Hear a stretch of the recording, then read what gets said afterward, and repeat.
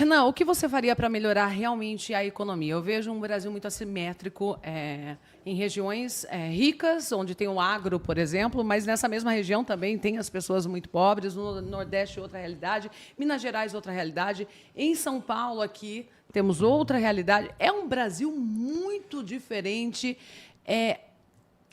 que a gente não consegue... Quem é rico parece que cada vez fica mais rico e quem é pobre cada vez fica mais pobre. É verdade. Tem até uma música disso, e é verdade, é uma pura verdade. É. O que você faria para a economia girar e quem é pobre ficar mais rico? Vamos lá, eu vou tentar ser bem rápido. O que eu vou fazer Nós vamos cortar muitos gastos. O orçamento do Brasil hoje é 6,5 trilhões. Tá? Ou seja, o gasto do orçamento brasileiro num ano é 6,5 tri. É muito dinheiro. Eu preciso economizar um pedaço desse dinheiro. Por quê? Porque esse dinheiro é muito mal gasto. E gasto como? Renúncia fiscal. Tem um monte de empresa no Brasil que não paga imposto e não quer pagar imposto porque o governo deixa não pagar imposto. Zona Franca de Manaus é isso. A gente gasta 50 bilhões com Zona Franca de Manaus. De emenda parlamentar, a gente gasta 65 bilhões.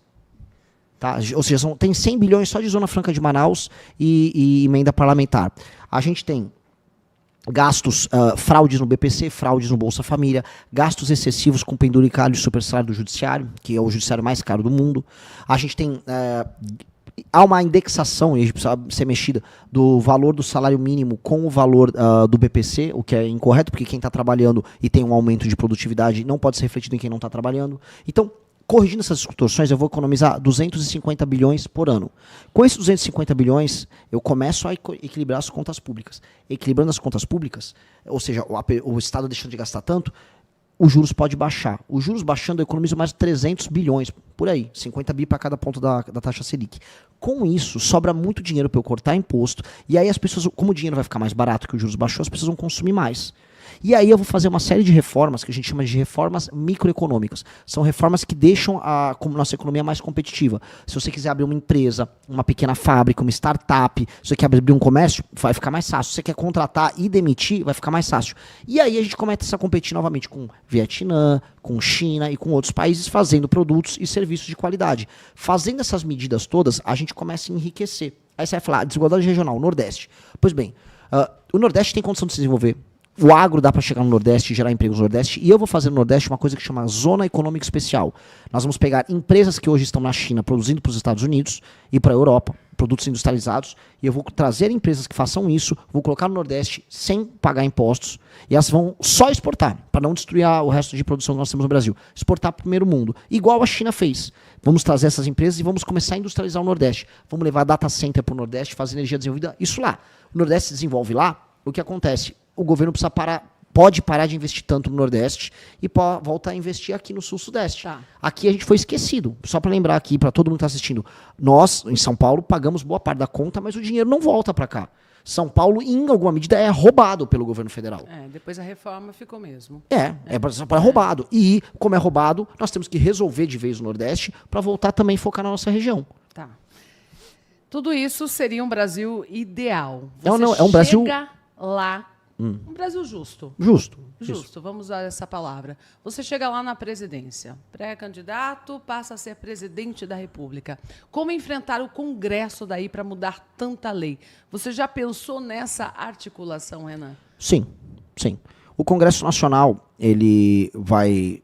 hoje ele é completamente viciado em emenda. Os deputados federais ligam apenas para emendas. Tá? E hoje... nós temos uma alternativa. Eu posso fiscalizar a emenda deles. Se qualquer um fiscalizar as emendas do orçamento secreto, metade do Congresso vai preso. E o Congresso sabe disso. Então o Congresso está morrendo de medo. Inclusive do Lula, que está começando, ele próprio Lula, malandro que é, ele começou a fiscalizar. Eu vou acabar com esse orçamento secreto dessa maneira. E o STF também tem que acabar com esse orçamento secreto. Que aí os deputados perdem essa autonomia em ser só ladrão e voltam a ter que conversar para votar os projetos, como tem que ser numa democracia. O Congresso brasileiro é um Congresso rebelde que gosta de roubar. Então a gente vai ter que botar o Congresso num cabresto. Assim como a gente vai ter que colocar o STF de volta na caixa dele. Eu vou topar compor, eu posso chamar pessoas de outros partidos para compor o nosso governo, mas não para roubar e não para lotear, e sim para tocar projeto. Por exemplo, olha, eu vou fazer um Ministério da Cidade, ser o Ministério da Desfavelização. Vai mudar de nome, Ministério da Desfavelização. Esse ministério, se algum partido quiser tocar com a gente desfavelização, para tocar desfavelização, bem-vindo, não para roubar. Eu vou juntar o Ministério da Justiça com as áreas de segurança e nós vamos ter o Ministério da Guerra contra o Crime. Esse Ministério da Guerra contra o Crime, se algum partido quiser participar conosco, será bem-vindo.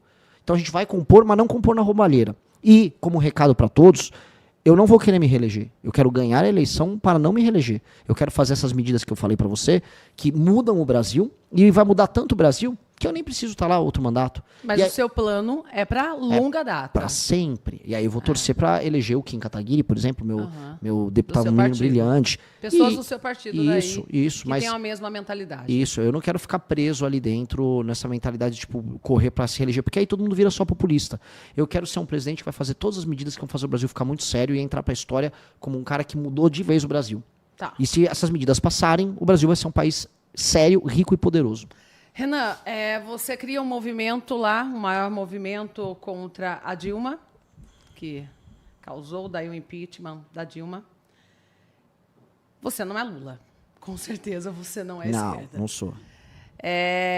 Você não é direita, porque não gosta do Bolsonaro também. Eu sou direita, sim. Mas não é o bolsonarismo. Não sim, tem o bolsonarismo na veia de jeito nenhum. Sim, eu posso dizer, você acabou de falar que é direita, mas você não fica ali no centrão?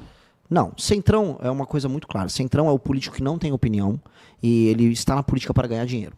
Essa é a definição do centrão. E ele vai estar com o Lula ou vai estar com o Bolsonaro.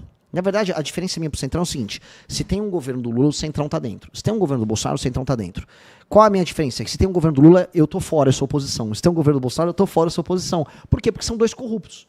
Eu sou de um tempo em que as pessoas, quando viam um político corrupto, elas reclamavam. Hoje eu tô vendo um tempo em que o Lula, o filho dele tá envolvido no escândalo de corrupção, o irmão dele tá envolvido no escândalo de corrupção, e os eleitores dele aplaudem. Agora, quando vai um Bolsonaro pro poder, as pessoas aplaudem se ele tá envolvido em escândalo de corrupção. Eu sou contra os dois. Agora, eu sou de direita. Eu defendo que a polícia possa prender e matar os vagabundos que roubam a gente nas ruas diariamente. Eu defendo que os valores dos brasileiros precisam ser respeitados. Eu defendo que o Brasil ele se proteja e seja um país forte para não ser humilhado por nenhuma nação perante o mundo. Isso me coloca dentro do campo da direita. Se assim, qualquer pesquisa, qualquer professor for estudar, não, eles são de direita. Agora, no Brasil, as pessoas acham que ser de direita é gostar do Bolsonaro. Aí as pessoas têm que estudar. Você votou no Bolsonaro na época? Eu votei uma vez no Bolsonaro no segundo turno em 2018. Tá. O que te fez desencantar do Bolsonaro? Quando eu vi que ele era corrupto. Quando eu soube que o filho dele, o Flávio Bolsonaro, fazia um crime chamado peculato, que era o escândalo da rachadinha, aquilo vazou e em vez dele... Eu falei, não, o Bolsonaro me parece um cara honesto. Eu acho que o Bolsonaro vai fazer o seguinte, ele vai falar pro filho se entregar e ele vai continuar o governo dele. Não, ele não fez isso. Na verdade, o Bolsonaro pegou e entregou pro STF toda a Operação Lava Jato, fez o Lula ser solto para fazer um acordo para salvar o filho dele, Flávio. Tanto que o filho dele, Flávio, foi salvo por uma liminar do Dias Toffoli e de uma liminar do Gilmar Mendes. E aí o escândalo da rachadinha não andou. Aí ele salvou o filho dele, mas entregou a Lava Jato. Ao fazer isso, o Lula foi solto, todos os corruptos que foram presos na Operação Lava Jato foram soltos e o Lula se reelegeu. Eu não consigo achar isso sério, nem certo. E se as pessoas acham isso certo, elas estão erradas. Então, eu não vou, vamos dizer, se a maioria na direita quer cometer o erro de seguir o Flávio Bolsonaro ou o Jair, eu não vou seguir o erro deles. Eu não tenho compromisso com o erro. E as pessoas, eu quero convencer as pessoas de que elas estão erradas a mudar. Política sobre isso. Eu tenho que convencer a pessoa do erro. As pessoas não podem ficar encantadas com o erro para sempre. O Flávio Bolsonaro é corrupto. O que eu posso fazer? Eu tenho que apoiar ladrão? Então, você não é de direita se você apoia um ladrão. Poxa, não, eu não vou aceitar um ladrão. Não posso aceitar um corrupto. Daqui a pouco eu quero falar mais sobre escândalos do INSS, também o Banco Master. Aliás, hoje teve prisão, que você já está sabendo com certeza. Sim. Mas o que está me chamando a atenção é o seu engajamento em rede social, aqui pelo YouTube, mas nós estamos em outras plataformas virtuais, né? Instagram, TikTok, Facebook, mas no YouTube, aqui o bate-papo tá demais, a galera apoiando você, muita gente chegando. Para quem está chegando, estou entrevistando o Renan Santos, ele que é pré-candidato à presidência da República. Esse engajamento, como que você conquistou isso? Indo para a rede social, como você tem feito esse trabalho? Porque muita gente comentando aqui, somos a verdadeira direita, o Lucas mandou também um comentário aqui, a Pretinha somos a suprema direita, o Ronald, esse homem é um perigo, cuidado com essa conversa. É lógico que tem muita gente que critica você também. Poxa, mas você vê que... Olha a reação de uma pessoa que é bolsonarista. essa pessoa que falou, cuidado com essa conversa. Ele não tem argumentos para me rebater. Então o que ele fala é o seguinte, cuidado com a verdade. Não ouça ele, fique surda, fique na ilusão. Essa pessoa, no fundo, ela tá com medo do que eu tô falando. Porque a verdade dói. A verdade dói. E eu volto a falar para essa pessoa, prove então para as outras pessoas que o senhor Flávio Bolsonaro não cometeu os crimes que ele cometeu. Até porque o Queiroz, que era o principal funcionário do gabinete dele, admitiu que inclusive usava o dinheiro roubado do gabinete para pagar escola e pagar contas da família do Flávio Bolsonaro. Veja, são os membros do gabinete dele que falaram, não sou eu que falou. É o COAF que demonstrou que eles sacavam o dinheiro do gabinete. Não sou eu. Tem prova. Tem prova. As provas são abundantes. Então a pessoa quer ficar na mentira. Poxa, sabe, errar é humano, todo mundo erra, mas persistir no erro é demoníaco. Que exemplo essa pessoa vai dar pro filho dela? Quando o filho dela fala, mãe, o que é certo? É roubar ou não roubar? E a mãe, não, olha só, você não roube, mas se você for de direita, você pode roubar. É isso que essa pessoa está dando de exemplo. Se você for um político de direita, você pode roubar.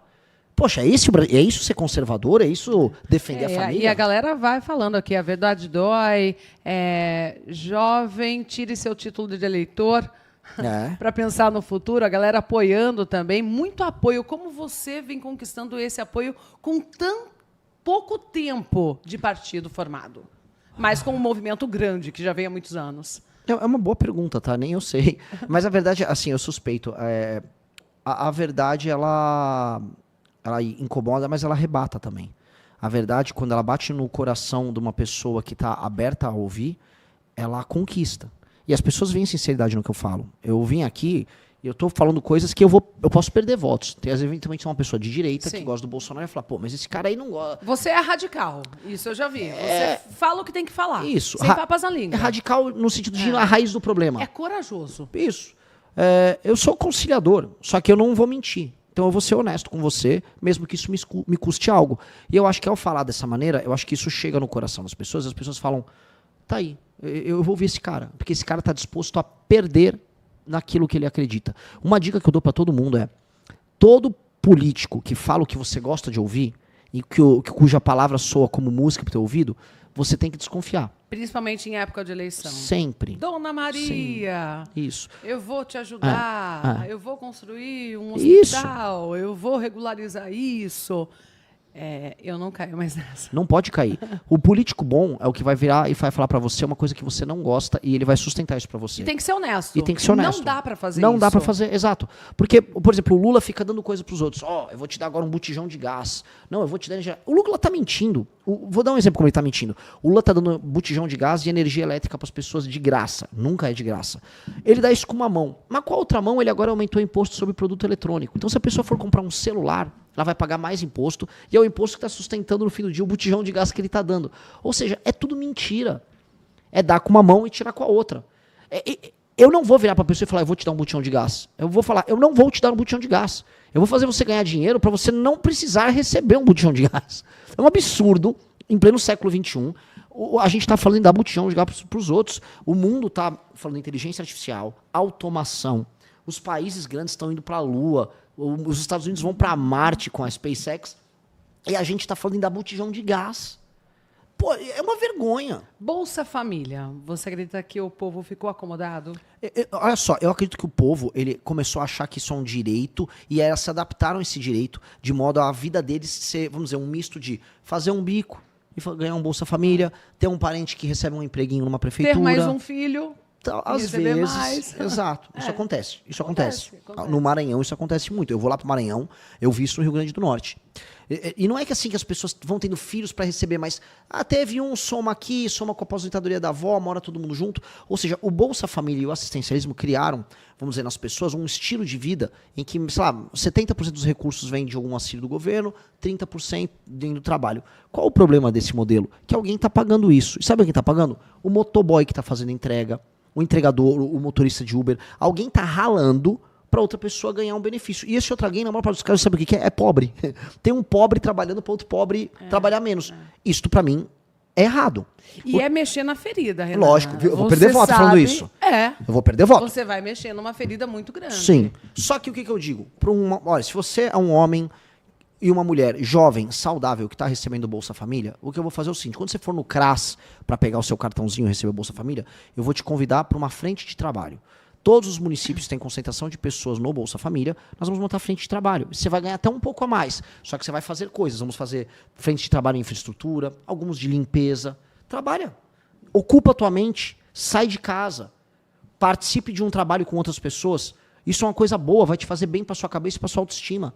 E nós vamos fazer frentes de trabalho. Quem fez isso? Franklin Roosevelt, presidente dos Estados Unidos nos anos 30, chegou a ter 3 milhões de jovens trabalhando nesse modelo. Vamos fazer isso, vamos trazer uma energia de construir, não uma energia de dar. A educação realmente muda, transforma o ambiente, transforma o ser humano, isso sem dúvida alguma. Eu sou a favor disso, ao invés de dar Bolsa Família, o gás, a energia elétrica, realmente ensinar essa pessoa, dar a educação para essa pessoa ter dignidade.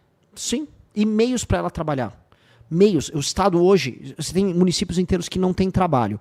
O Estado faça a frente de trabalho, chama as pessoas que estão recebendo auxílio para trabalhar. Agora, você tem uma mãe que tem 2 filhos, ela tem um problema de saúde, tem diabetes, não consegue andar. Sim. Aí tudo bem. Sim. Não estou falando, sabe, tem e esse benefício é útil para essa pessoa. E eu não acho que os brasileiros... Porque tem que ser humano, tem que ser lógico, humano também. Humano. Agora, um homem formado, 25 anos... quer fazer um bico às vezes e receber um Bolsa Família, você desculpa. Tem um monte de gente trabalhando de entregador, correndo o risco de ser assaltado, pagando imposto para você ficar encostado. Eu não vou deixar você ficar encostado. Marmanjo e marmanja, com 25, 23, 30 anos de idade, que quer ficar levar a vida na flauta, eu não vou deixar. Vai ter frente de trabalho, vão ralar e vão gostar. Porque vai trabalhar, o trabalho dignifica. Tem que ser assim. Senão eu estou desrespeitando... Volto a colocar milhões de brasileiros que estão se matando de trabalhar. Teve um menino hoje que eu encontrei no Parque Taquaral, era um fã nosso. Ele trabalha numa empresa aqui em Campinas e nas horas vagas ele trabalha de entregador. Ele trabalha 7 dias por semana e aí fazendo uma poupancinha para ele. Pô, esse cara... Eu vou desrespeitar esse cara muito se eu não fizer nada sobre esse assunto.